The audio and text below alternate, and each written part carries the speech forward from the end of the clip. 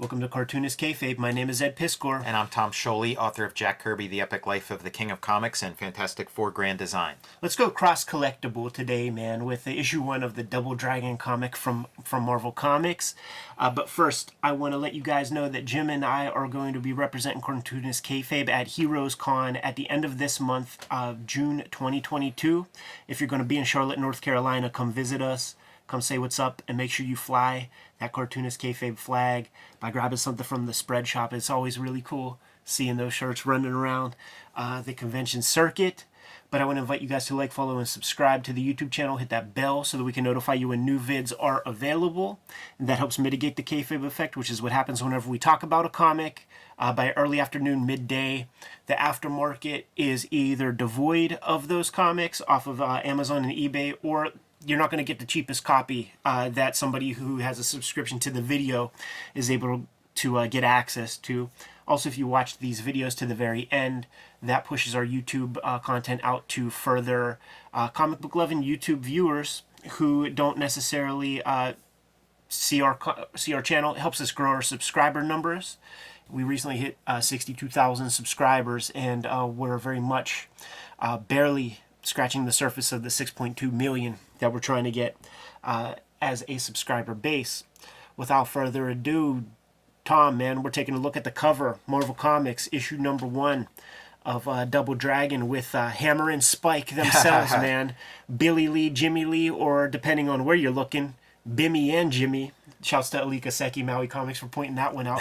Cover drawn by Larry Stroman with inks by another fella, Venkata is the inker, and you could see those Jim Stroman proportions, the head shapes and stuff. Yeah, this is like a post-Jim Lee comic. You know, this is like that influence has sort of taken hold.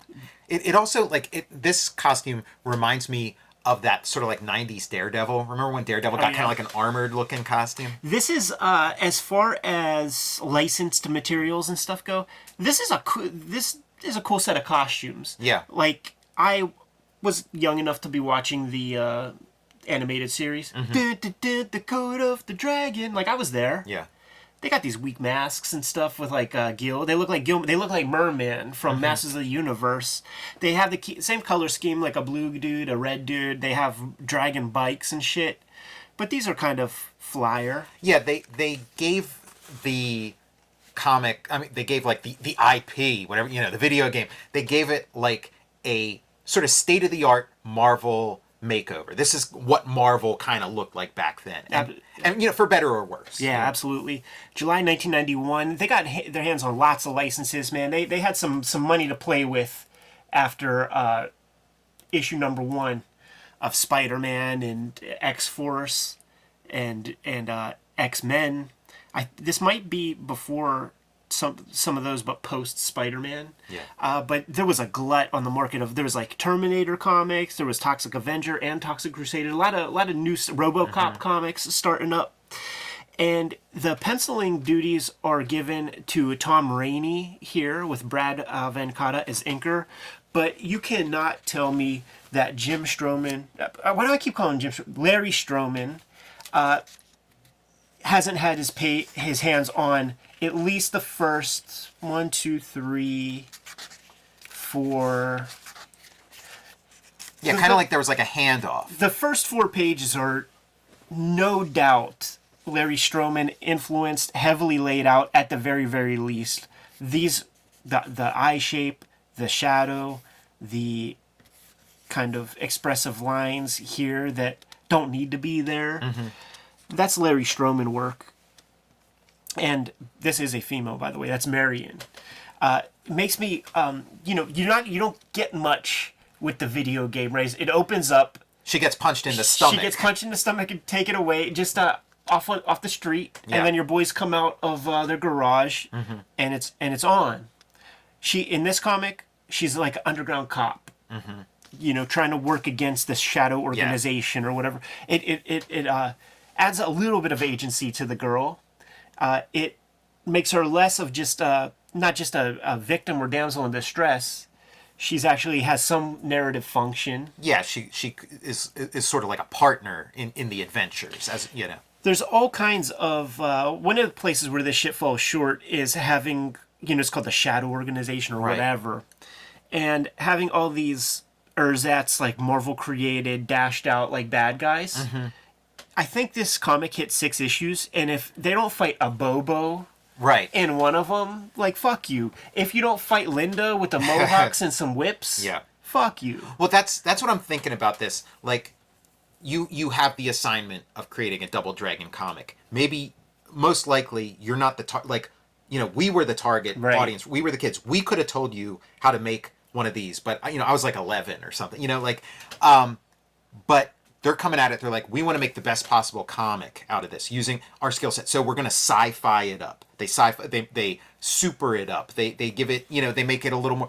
But yeah, like, you could make an amazing Double Dragon comic, and it's like what you got to do is lean into the 70s of it, the Ken Landgraf of it. Absolutely. Like Johnny Negron did like a beat 'em up kind of comic that was basically like a Double Dragon done right or whatever. Like that's what you want to like, the Warriors, Billy Jack, like all that. You want to go heavy into just the visual language, like the artwork of the Double Dragon game. It would translate so beautifully to comics, but it's like these guys just they were grown-ups. They weren't like coming at it from a fan perspective. We 30 years later, we know how to do this right.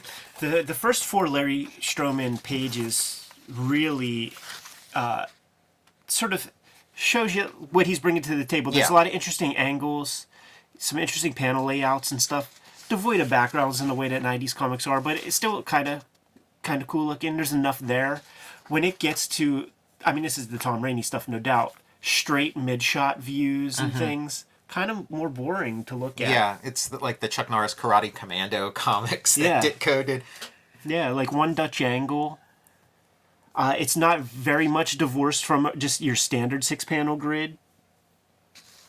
Not very dynamic. Time to pay some bills. Ed Piskor and I are working cartoonists. The best way to support Cartoonist Kayfabe? Buy our comic books. Red Room, Trigger Warnings. Issues 1 through 3 now available in comic shops everywhere, barring 28 countries and I think 11 comic shops where it's banned, but you can ask for this and order it from virtually any comic shop. Who knows, they might pull them out from under the covers. Red Room Trigger Warnings 3, the second season of Red Room. Every Red Room cover self-contained, so pick up whichever one you find and you'll get a complete story, along with Red Room Antisocial Network, the trade paperback of the first season, available now wherever books and comics are sold.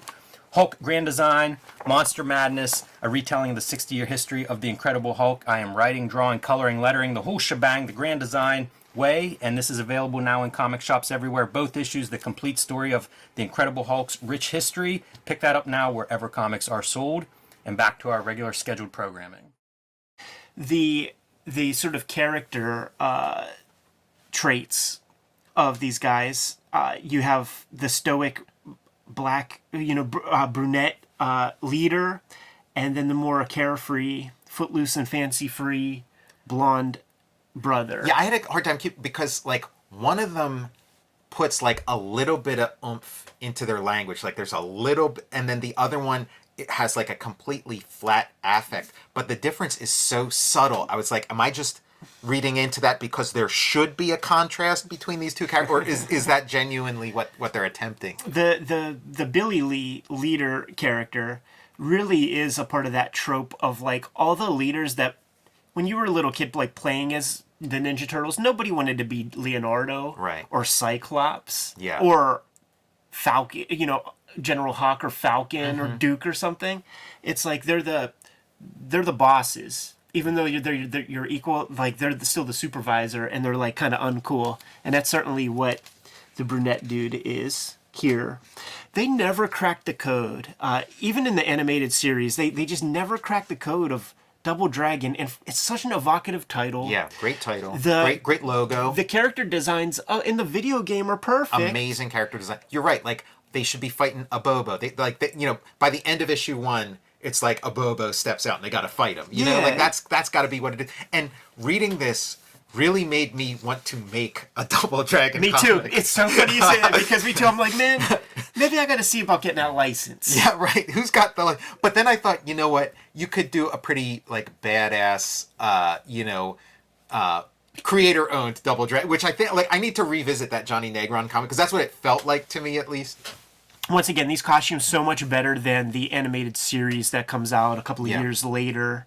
Yeah, like, some real efforts going into this, and smart, like, in abstract, I get the decisions. It's like, yeah, let's make it a little more sci-fi, but, like, no, you want to make it a period piece. You want to make it take place in the 70s or something, or at the very least the 80s, you know? And also the movie with the Party of Five guys sucks too. And Alyssa Milano. Okay. You ever see that one? No, I haven't. It's the same deal where, like, I think there's, like, an ersatz Abobo that, Yeah. like, you know, the bad guys, like, jam him up with a bunch of roids, like, kind of like the Bane drug or something. And there's, like, a definite, like, swollen guy, but I don't even think they call him Abobo. Yeah. I don't even know if I'm saying it right. That's Abobo's how I always, but yeah, Yeah. maybe it's Abobo or something. I don't know, but it's, yeah, that's how I say it. More of these mid-shot gimmicks, and they're hitting all the moves. Like, you remember in the first Double Dragon, which was a one-player game called Double Dragon. For the NES. For the NES. Yeah.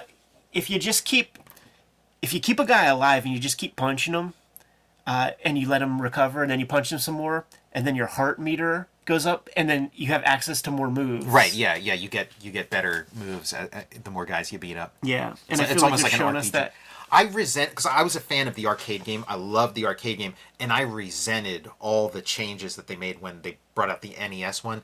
And again, like, I think the not having two players simultaneous was just maybe a technological, like, they hadn't figured out how to do that yet for Right, the NES. right. But when I think about it, it's like, no, they did a pretty good job of, like, adapting it, like that element, the sort of RPG element where you get better as you go on. Yeah, I only, like, my introduction was the NES Oh, okay. game, so I love it, but I hated that part of it. But the second game, The Revenge. Yeah, now you can play two players at the same time. And it's like, okay, now you've figured it. Now you can call it Double Dragon. They should have called the first one Single Dragon. Right. Very cool surprint stuff happening here, where we have the magenta layer laying on top of some cyan and stuff. Yeah, I think Marion was just like tied to a chair in the game. So putting her in a hourglass, they're doing their stakes. work. Yeah. I feel like that's a platforming element. Like when you would climb up, like in The Revenge. Yeah, climb up the ladders and stuff. Yeah, so they're getting a little bit of that in there. Yeah, because this is coming out after there have been a couple Double Dragon games. At least the one. I remember seeing the ads for The Revenge, if that's what it's called. Yeah, and I mean, if you remember the Double Dragon game, there's like battles on a bridge, and you can like lose your guys real fast on that bridge if you get punched into the out in that water. wilderness, and throwing dynamites and stuff. That's in the game. Yeah. Man, this piece right here feels like it might be a little Strowman-ish again. This I like this sequence with like the rope bridge and the way it kind of like there's a nice rhythm there, and this was like the highlight for me of this comic was this moment. Yeah, Indiana Jones. Look at these fellas. Yeah. Indiana Jones and the Temple of Doom. Do you think these kind of sneaks would be comfortable to you? With a toe? I mean, they have that now, or they've had it for like 20 years with the toes going. Yeah. I've never worn them, but yeah, that would probably make me insane. Like, I don't think I'd be able to do that. Yeah, this guy's pulling up the bridge. I wonder if a part of this whole endeavor is like the same kind of relationship that Marvel had with like a Hasbro, where they thought that it was going to be like a long last. I can't imagine that you start making comics thinking that it'll be a losing endeavor. Right.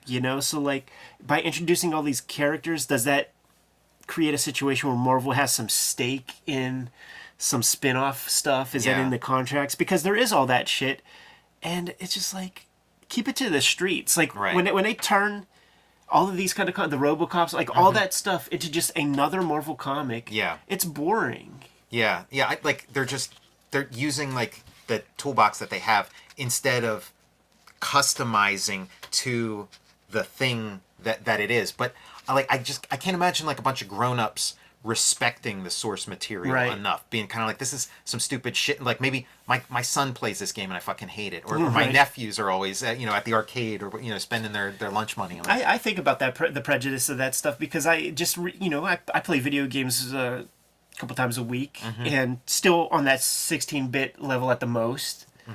And I'm sitting there mashing buttons, and I can conceptually imagine like what my parents must have thought they were witnessing when like that those actions have never been seen in their childhood. It's divorced from It probably everything they know. seemed post-apocalyptic. It's like here's my mutant kid, that you're just like, and you're gonna grow up to just.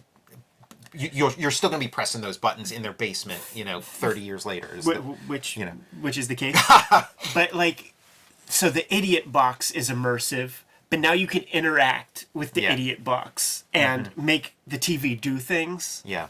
I don't know. That sounds I'll have to ask my mom or something. Like, were you worried when I was like playing, Legend of Zelda for like hours straight? And, this is a Marvel character. Sure, why not, man? It could be in like some 90s. That's actually pretty fucking cool. Yeah, he looks kind of like a skinny Thanos. Yeah. But it's just like, is it Double Dragon? Yeah, you want, like, if you said to somebody, oh, there's a Double Dragon comic, like, what you picture is not this. And here's another thing, like, there's the moment in the game where, like, the stone stuff's popping out to hit you. I would have liked to have had the Minotaurs with the spears poking at you. And then in the second game, there's the gears. You gotta jump on the big gear, clockwork gimmicks. You know what would be cool? Good color here. Yeah, to do a like a Battletoads comic too would be kind of fun. Like, again, like beautiful like imagery and stuff in the game translates perfect. Like, it's comics imagery. Yeah, there was a cartoon. Yeah. But I don't think it like you had to like rent it because I don't think it like made it to air. Yeah, you can like watch that stuff on YouTube. I was watching a YouTube video of like a playthrough of Battletoads, and I realized how far I didn't get into it. Because I thought, oh, I'm pretty close to the end. But then I'm watching the video, and it goes on, and like super cool, amazing. I don't know how you could possibly play it. Like, the difficulty after like level 4 or something is like insane. The first motorcycle thing, like you ain't getting past that if you're a normal human. That cuts a lot of people. I got past that. I had to give it all I had to get past it. But then it only gets harder. Yeah. Like, you get a little bit of a break, and then it gets incrementally harder. And I watched, like, it just can't be done. Earlier in this issue, they established that it's definitely some big Papa Pump mathematics where it's together in our dragon form, we are stronger than both of us can be, but separated, we are not as strong as the half. Or something like Right, there's just some real weird math. Yeah. So of course they split up throughout the issue, and then they realize that there's just a wall blocking them. Nice use of comic book language, having the gutter do the trick there. They do their Wonder Twin. And there's the boys, Bimmy and Jimmy. In the cartoon, did they ever turn into dragons or get like dragon powers? Like when they for might, we are double dragons, and then some gimmick happens, and then that's when they adorn their masks and stuff, and they have like a big. It looks like the you remember that Ninja Turtle sword that like is made of like a alligator tail or something. Yeah. It weird fin like. Yeah, like something weaponry. Merman would Exactly. So here's our girl. They're barely there, and they bust her out. Yeah, they break her out, and she whips out her gun and stuff. I think Double Dragon 2 in the arcade starts with her getting gunned down by that machine gun guy. Yes. And then when you get to the end, it's like there's like a painting of her, and the painting cries. I feel like this kind of matches the end of the game where like you defeat the shadow boss, and then you got to fight each other. You got to fight each other, man. It can't be no menage a trois with the bros. Yeah, that was like maybe the first twist ending in an arcade game, because you get to the end. We did it. We won. And it's like, what's this we? And then you got to kick each other's ass. Yeah, you're just sitting there for a minute, and it's like, what? Oh, shit. Yeah. It's pretty dope. Yeah, and then in the NES version, I think what it is like he comes, you have to fight. Shadow Bimmy Jimmy. Well, you haven't seen Jimmy Lee. Like, it's only been Billy Lee through the entire game, and then at the end, I think you have to fight Jimmy Lee. Like, Jimmy Lee is like the final boss, if I'm remembering it correct. And I guess like Billy Lee it's supposed to be Bruce Lee and Billy Jack, Because like the plot of Double Dragon is like a total Billy Jack plot. And then there it is, man. They got Marion, so that wraps up all the original video game stuff. But they're looking off screen, and I don't see Abobo. Yeah, yeah. You don't see his shadow or something over them. Yeah. So pretty boilerplate. Yeah, I was disappointed. Like I'd never read this before, and I had images of what a Double Dragon comic could be, and this wasn't it. Appreciated what they did for what it is, but yeah, there's some.